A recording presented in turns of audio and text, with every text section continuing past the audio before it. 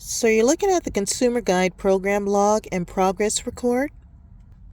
And what we're doing is keeping a daily log of your exercise and activities.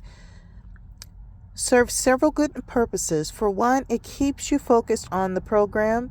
You're less likely to fudge when you're committed yourself not only to doing the exercise, but to recording what you've done as well.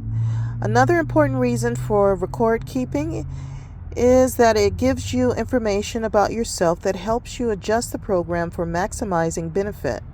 For example, you might discover that Mondays are your bad days. A glance at the log for several weeks might show that you don't get your heart rate in the target range on Mondays. Maybe that's a day on which you should jog or play racquetball instead. We've set up 20-week log for you to use with the Consumer Guide program. In the log, you should note the step and level you're at in the program and your heart rate during that particular session.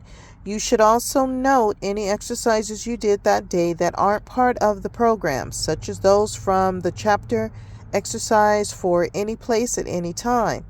Then make a note of any special activities you may have engaged in, such as walking or tennis, and the distance or length of time you performed them all.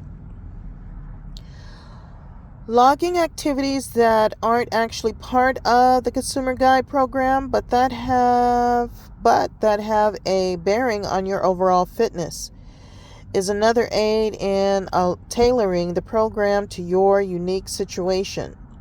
For example, a glance at the log and a monthly program chart, which we'll talk about below, might tell you that after you stopped bicycling in November, you didn't lose as much weight as you did in October. So maybe you ought to add some time to the jogging in place or a portion of the program, or engage in some other activity. So the reason that I'm reading this to you is because comes the first, I would like for you to have your journal and that you're keeping record of the exercises that you do, that the food we are meal planning. So the meals that you're eating, even if it's a cheat day, you want to log it all into your book. It's your book. No one's going to get your book and judge you and say you should have did this, that, and the other. It's for you. It's being true with yourself. The truth with yourself. So if you have a cheat day, and on that cheat day you ate a bunch of crap, and then come Monday you had to pay for it because your stomach was bulged out, you had a severe headache from eating all that sugar. So whatever that it is, you want to make note of that so you know for yourself what your truth is. And if you are ready to improve on that, then you do so. But this way you know how your body is reacting, whether it be to sugars, whether it be to eating a lot of noodles, or what it starches, whatever it is that has an impact on your body and your routine. So if what you're trying to do for yourself is to maintain your weight and to get in shape, then you may want to have less cheat days or none at all. It really depends on what your goal is, where you set that goalpost, and what it is that you're trying to achieve. Okay? So then we'll just continue reading this page. It says, we've also included monthly progress record charts in the log. On these charts, you will record the vital statistics, weight, your waist, any challenges that may have occurred in your appearance, and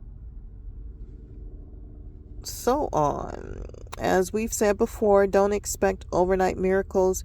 A good look over once a month is just enough to be encouraging.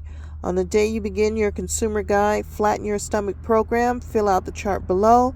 It will give you a reference point from which to gauge your improvement during the coming months. Committed is what I said. Coming is what is written.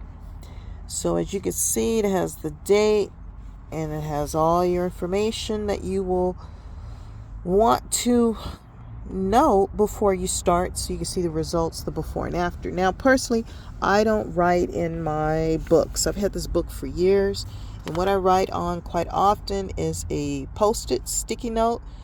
And some people think this is a bit much because sometimes I'll take it from the sticky note and put it in my notebook or my journal or what have you that I'm noting in.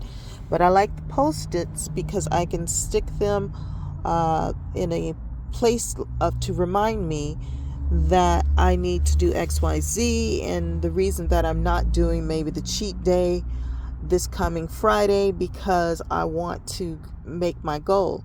Now, if I make my goal, which I have been making them and exceeding them, then I may have more cheat days. But I mean, the purpose of it all really was to lose the weight. But now that I'm losing the weight and I'm seeing my skin a certain way, I will probably change that up and lift more weights and get back to my norm.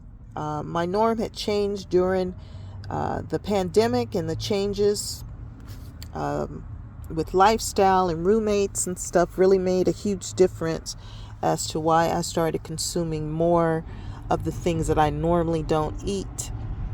And a lot had to do with convenience because of my inability to be mobile.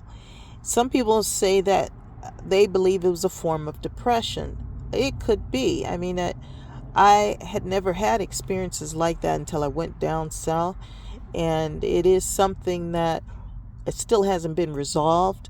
So it could be having an effect. I don't doubt any of that, but being that I was trying to be seen at the hospital and then to be incarcerated and denied health care, and them knowing that I was sick because they even put me in my own, I was going to say cabin, but cell place.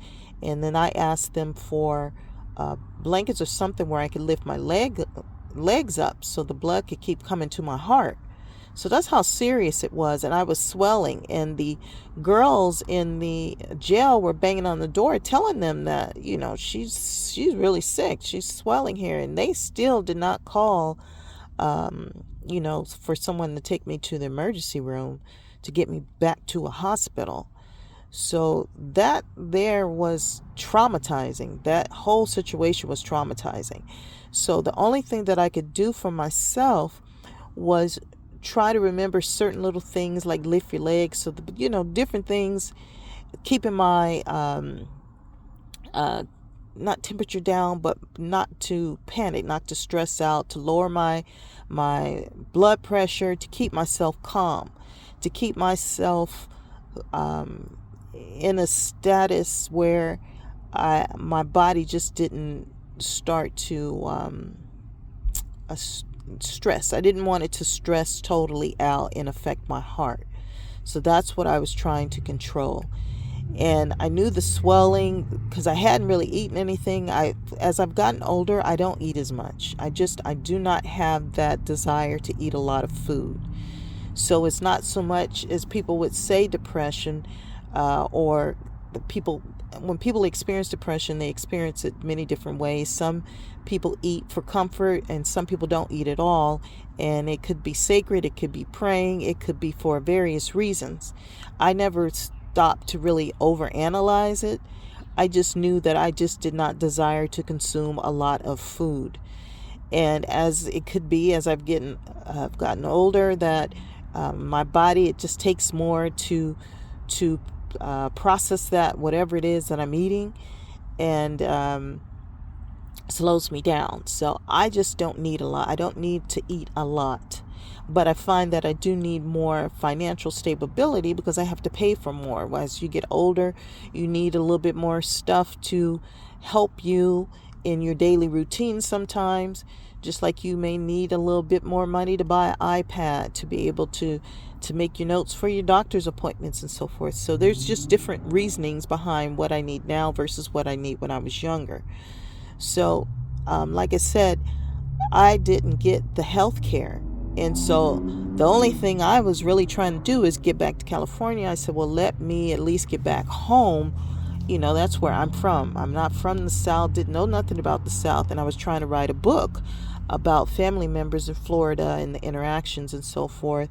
Whether you want to call it colonization or what have you, the movement of people and so forth. And sometimes I guess why I really wanted to write it is because I don't really see that information out in the public. Even when they talk about the West Coast, they never really talk about the people coming from the South America, from the southern part of it. They talk about, the Chinese coming from way somewhere, taking a boat, and there was always people here. And you never hear about the natives that were here. And that was one point that I wanted to stress, even in college, but they even changed the programs, the type of degrees that you could get in college.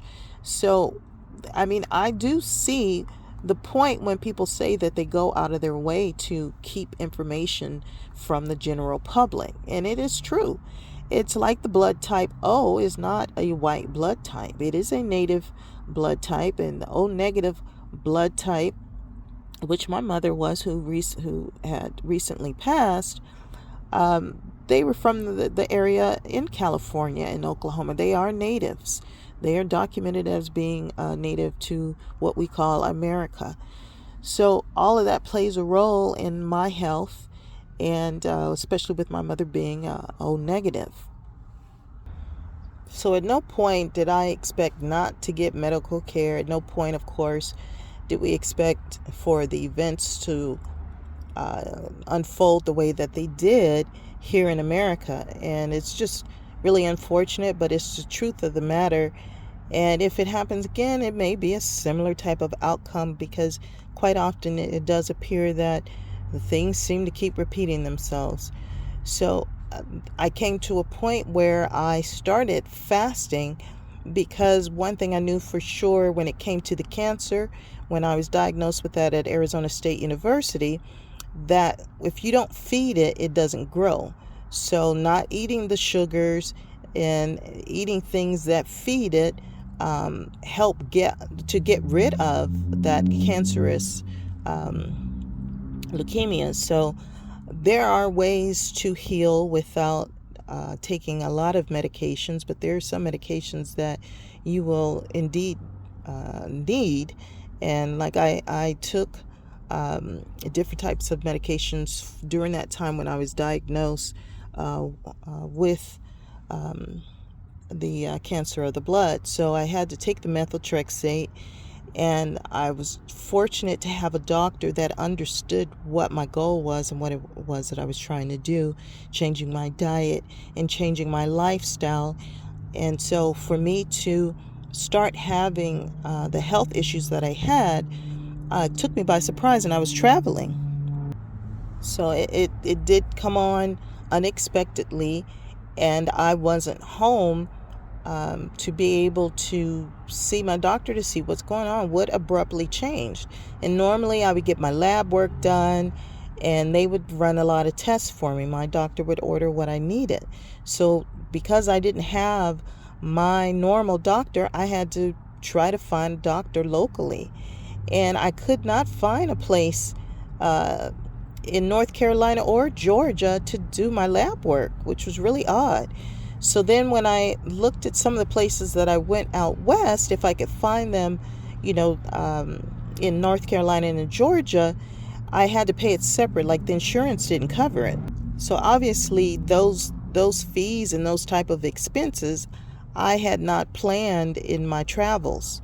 You at least for me, I had planned for emergency, but I did not plan for like medical care and medical treatment. So that came unexpected, and it was very surprising event for me. And then to not get the care was unbelievable. I felt more like I was in a foreign country.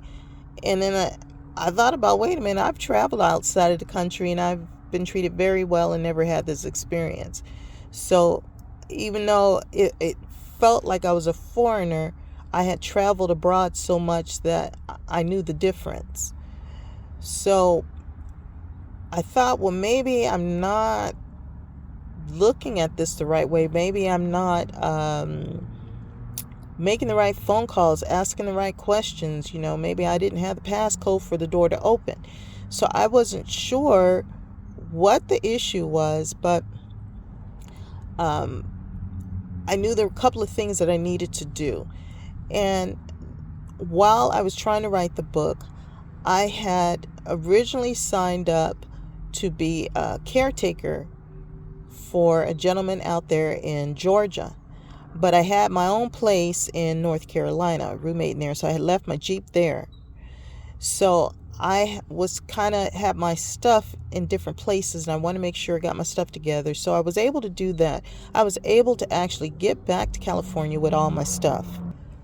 So, when it comes to faith, I know what it's like when you're basically you're on your own, but there's angels that have been sent to you on throughout your experience, where you weren't totally alone. Clearly, you were not totally alone, even though it was a horrible experience, and it should be considered against the law to prevent someone from getting health care. That still is one of my um, things that I will be stressing at any point in time if anybody's ever concerned. But most people, they got their own things that they're dealing with, so nobody's really trying to stress the point of medical care, and that should be the number one priority in America is medical care, whether it's for mental, physical, whatever that it is. We should not be preventing anybody who's trying to get medical care to be able to get it. I mean, that just doesn't make any sense to me. And then to be incarcerated for 19 days at an emergency room hospital, I could not even in my worst dream, could I ever imagine something like that happening. So it just surprised me that it even occurred. I mean, that's something that it should have never had even happened. And it does change your life. It changes your life to a point that they don't have anything to correct it. They don't send you a letter out stating, sorry for the inconvenience. Even that would still be pretty shitty. It would be nice to have something just to acknowledge what you did was pretty shitty. We know that we prevented you from getting health care. It is against the law, blah, blah, blah. But you don't get anything like that. Nobody says anything, and everybody acts like you should have did something differently so you didn't end up that way.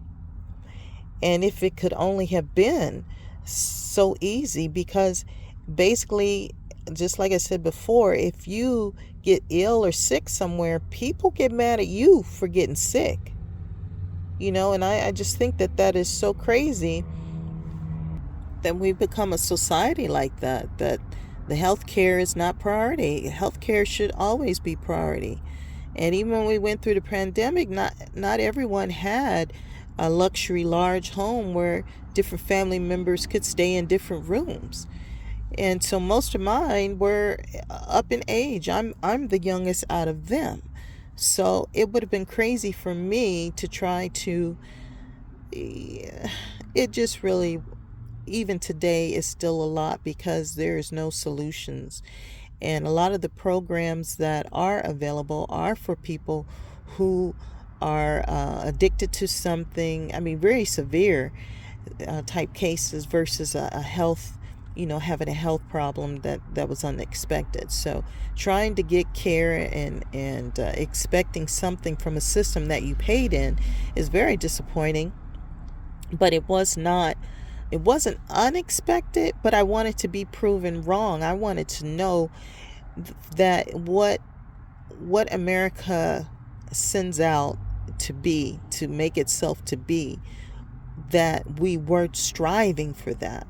It's kind of like the Santa Claus thing. Like we all know, but yet we go through a lot of hoops and we dress up a lot of trees and do a lot of stuff to make it seem a particular way.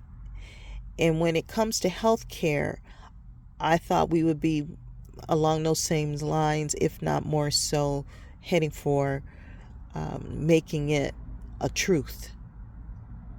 So I use that scenario because during that time is when you really see everyone come together and dressing up the trees. I love pine trees. I like to see the pine trees dressed up. So the point of what I'm trying to say is that healthcare should be priority at all points. There, at any point in time that a person wants to get health care, there should never be a scenario that they don't get health care. Even if they're trying to be conniving and sneaky or whatever the hell that they're trying to do, there's ways that people can still safely get health care and not be a risk. So I'm still in the process, and the weight loss was my laser focus goal, was to get that weight off my frame, because for me, I had never been that size before. So I had to really make sure that I did what I needed to do to get that weight off of my chest. And so my journey has just begun with trying to get back in shape, and it will always be something that is a lifestyle that I have to pay attention to, given the circumstances. So I've worked since I was a child, and I did commercials, did acting, did plays. I also signed up for a summer program that they had where they would give the youth summer employment so you could learn how to do different skills. And one of the places that we worked at was a Blindman Elementary with the school district, and they had asbestos, and we were later notified about it. But the weird thing was, the following summer they did place us back at that same Blindman Elementary, and then came and took us out because of the school stating that that we were kids and that we shouldn't be exposed to asbestos. So we already had that issue, and then the asthma and everything. One thing they told me about is that they said that as you get older, it could cause arthritis. And so when we were talking to the doctor, they were saying they didn't know anything about it. So back in the day, they used to have a lot more testing out different type of medical scenarios, and knowing a little bit better as to how we would react, whether it was mercury or whatever. They would have a lot more testing on how certain things would play out through the years. So I didn't know what to expect. And that's with any job. I really just don't know what to expect or how things are going to be handled. And you hope for the goodness of the environment and the people around you that you will receive the proper health care to be healthy. And that just has not been the circumstances. So I had to take control. And when I talk about manifesting, I had to manifest better health. I had to manifest better health because I wanted to still be in control of wiping my own ass. I wanted to still be in control of achieving a lot of the goals that I've set for myself in life. So in order to do that, I found that I had to change my lifestyle, change my weight, change my eating habits. And I still have my, what some people call cheat days. But for me, it's more of just, once I am in the range that is healthy enough for me, occasionally I will eat certain things that are convenient. I'm constantly looking for convenient ways to make certain meals and have certain foods. And being that I'm anemic, occasionally certain foods work better for me. And just because I love vegetables and so forth, sometimes it is taken that I'm a vegetarian because I choose certain foods all the time. That's just my regular choice of meals. But I will eat certain meats and fish and different things that accommodate my needs, to eat the right type of foods for my body and for my betterment. And I find that quite often when I'm fasting, I do a lot better. My health and everything just seems to work a lot better for me. Like it's like an anti-aging without taking any medication. It's like the fountain of youth just by fasting. It seems to even reverse the gray hairs growing in. So fasting for me was a solution because I couldn't get the medical care that I needed. So I had to find an alternative way, manifest an alternative way, which some may not see it as manifesting, but a smart way to heal yourself. And that's what I found was by fasting. And to be very specific, dry fasting was the key for me. Dry fasting did it for me. So I'm going to, from the beginning of the year, give you the different tips and techniques that I've used to help myself through all these ills and elements, and even with employment where I had to take the medical leave and so forth. And you're supposed to be covered under the disability laws to still be able to be employed and have a job. So when people are looking and making fun, they really don't know the story. They don't know the history of trying to fight for my job at a bank of all places. Who fights for a bank job? Apparently me, because we used to have a lot of fun at my bank job. We went to Disneyland. We'd have road trips. I mean, we really made the best of our situation. We had a really good time. Sometimes we go dancing. So as banks buy other banks, quite often they get rid of a lot of the employees and you get new people in, and then of course things change. And that was basically the end of my employment after the violation of the disability laws. So I fought.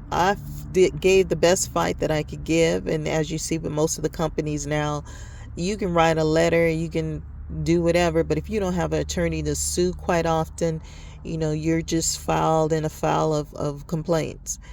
And that's basically the summary of it all. Because when I signed up for medical leave, it gave me the opportunity to return to employment. But unfortunately, being disabled, I was still disabled.